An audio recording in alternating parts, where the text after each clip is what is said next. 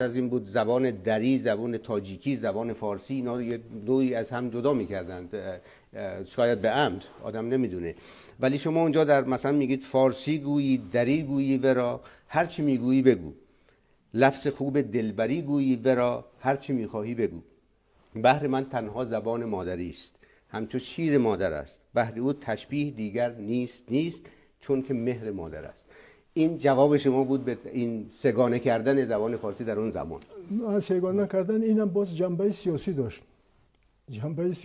یک زمانی در کشورهای همسایه ما یک آیه پیدا شد، یعنی که او رو بسیار تشویق و تبلیغ میکردن، میگفتن که خیلی زبان تاجیکی اصلا وجود نداشت، زبان دری هم وجود نداشت، بلکه این مهاجران ایرانی آمدن و اینجا دولت ساختن و زبان اینجا آوردن و بالاخره زبان بومی نیست، یعنی که زبان آورده است، یعنی که زبان بومی این مردم نیست، زبان اینجا یعنی که در نظر داشتن که زبان ترکی بود، زبان وارداتیه به اصطلاح، وارداتی است. به این خاطر این خیر که گفتن. بس این در تاشکند در یک کنفرانس بین المللی همین گزارش شده بود.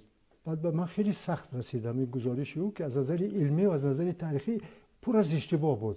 اونا آگاهی نداشتن که بابا او دولت کیانیان که 4000 سال تاریخ داشت، پایتختش همینجا بود، در بلخ بود تا بدخشان، این در باختر یک ساتراپی ایرانی بزرگ بود در عهد هخامنشیان، یک ساتراپ بود از ساتراپی 19 و داخل ایرانی بزرگ بود اما وقتم در عهد هخامنشیان. و اینا که تاریخ نادیده میگرفتن، نمیدونستن اصلا که از کجاست پیدا شده.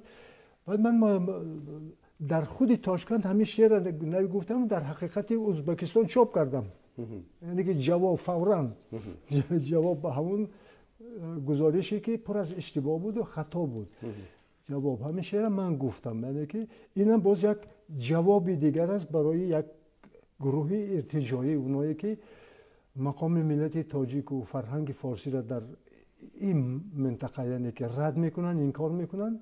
اینم جواب بود.